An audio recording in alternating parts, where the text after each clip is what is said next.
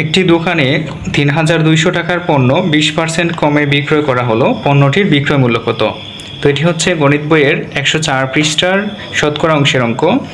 তো এখানে আমাদের পণ্যটির ক্রয় মূল্য দেওয়া রয়েছে এবং কত পার্সেন্ট কমে বিক্রয় করা হচ্ছে এটিও দেওয়া রয়েছে, অর্থাৎ 20% কমে। তার মানে কি লস হয়েছে বা ক্ষতি হয়েছে, যেহেতু কম দামে বিক্রি করেছে। তো এই জন্য আমরা লিখব যে 20% কমে, এটা লিখে নিব প্রথমে যে 20% কমে বিক্রয় করায় ক্ষতি হয়। এইটুকু আগে আমরা লিখে নিব, ক্ষতি হয়। এই লেখাটা লিখে নিলে ভালো হয়।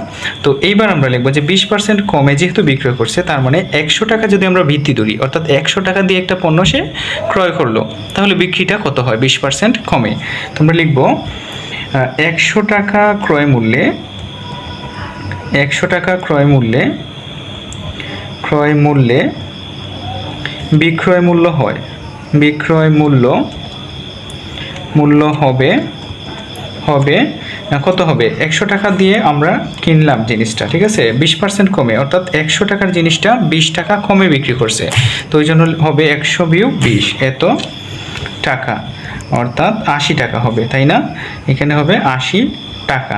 এটা হচ্ছে 20% কমে বিক্রয় মূল্য, অর্থাৎ ক্রয় মূল্য যদি 100 টাকা হয়। এইবার আমরা অঙ্কটাকে সাজিয়ে নিব। কিভাবে সাজাবো? এখানে লিখব যে ক্রয় মূল্য 100 টাকা হলে বিক্রয় মূল্য হয় 80 টাকা। এই যে বিক্রয় মূল্য এবং ক্রয় মূল্য, তো এই জন্য লিখব যে ক্রয় মূল্য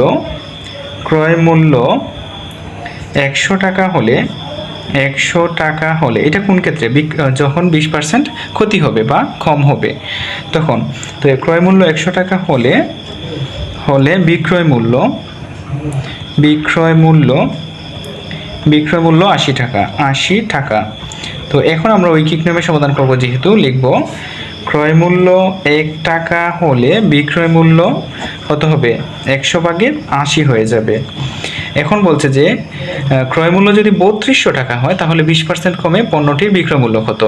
তো এই যে আমরা লিখব ক্রয় মূল্য 3200 টাকা হলে বা 3200 টাকা হলে বিক্রয় মূল্য সমান 1 টাকা হলে যে বিক্রয় মূল্যটা আসছে, এটাকে আমরা 3200 দিয়ে গুণ করে দিলেই হয়ে যাবে। অর্থাৎ 100 ভাগের 80-র সঙ্গে গুণ দিব 3200, এত টাকা লিখে দিব এখানে, এত টাকা। তো এখন যদি আমরা কাটাকাটি করে দিই তাহলে হয়ে যাবে। তো এখানে 100 দিয়ে যদি 3200-কে আমরা ভাগ দিই, তাহলে হবে 32 বার যাবে, এখানে হবে 32 এবং 80 বার গুণ করে দিব। তাহলে 8-এর এখানে শূন্য রয়েছে ডান দিকে, একটা শূন্য বসালাম।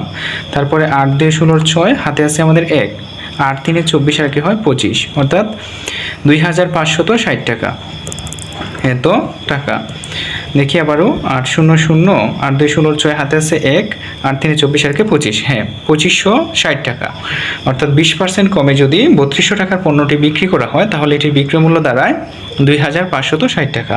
তো প্রশ্নে বলছিল যে পণ্যটির বিক্রয় মূল্য কত? তো আমরা এখানে লিখে দিব যে সুতরাং পণ্যটির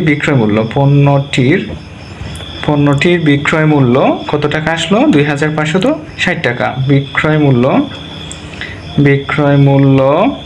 2560 টাকা। উত্তর হবে 2560 টাকা। এটি ছিল মূলত আমাদের 8 নং প্রশ্নটির সমাধান।